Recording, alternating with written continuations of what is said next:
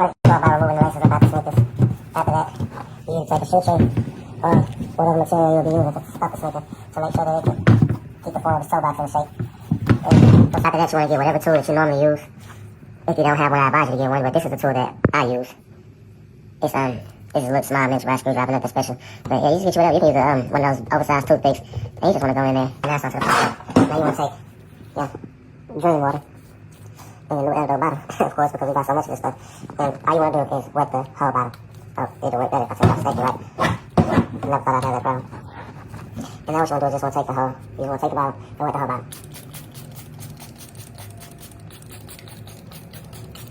Now for this part of the cleaning process, there's multiple ways to do it. Me personally, I have my own way of doing it.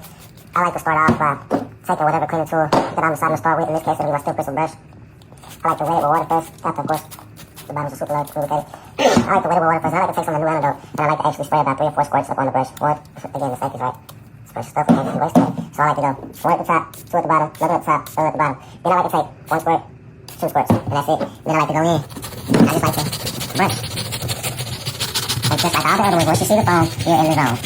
Now once you got your shoe all covered with the suds, the next step is you want to take your shoe and you want to get all the suds off with nothing but water. Make sure you thoroughly get all of that cleaning solution off. Get all of that shit off the shoe. You want it all off. There's better ways to do this, but for demonstration purposes, this is what we got going on. Unfortunately, at this time being, I do not have a tripod at my disposal, so this is what we're doing.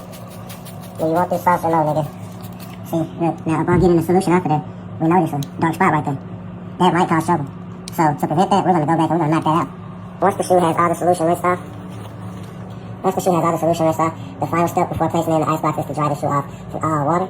Once it is dry, we will place it in the icebox for at least 48 to 72 hours, and then we will check out the results. But these right here are actually not done doing clean. I'm going to do a full clean on these, so I'm actually supposed to proceed to clean the uppers of these since I took care of the lower. So if you like what you're seeing so far, please stay tuned and check out the rest of this cleaning. Alright, so when it comes to cleaning the uppers, it's very similar process we're leaving just like with the bottoms. This is not no crazy material that's going to really be nothing I got to worry too much about.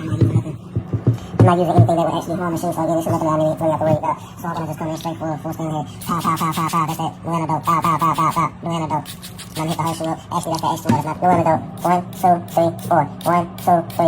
Give it to me. And now we work. Shoe all set it up. It is time to copy and repeat. We're going to rinse the shoe off completely. Get all of that new antidote up off of there. So we can do what we need to do. You know, get it all up off there. You feel me? Get it all up off there. Feel me?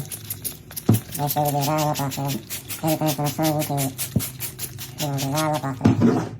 Now as you can see, the midsoles still need a little bit of attention, so we're going to hit it with that 3-step process. Now we're going to come back through with the medium bristle brush and take those midsoles. And after that, we're going to dry the shoes and they're going to be in the icebox. As you can see, we're vigorously getting up in the midsoles. We're going to make our way all the way around the midsoles, from the sides to the front to the back, and all the way back around. And we're not hesitating to hit the bottom of the soles either, but we're mainly focusing on the mids.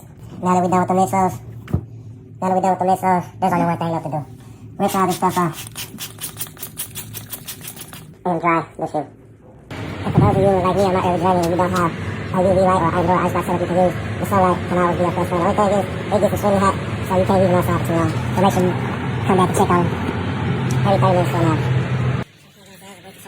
My shoes with the new antidote. And as you can see, I got them sitting outside in the sun. My icebox is actually full. I have like 5 pairs of shoes and I right now icing. So, and these were a bit dirty or a bit oxidized. So I'm going to put them out here for about an hour and 2. We're going back in, rinse them up, and ready to cool down. We're going back out. And we're going to turn around. Just have to get off.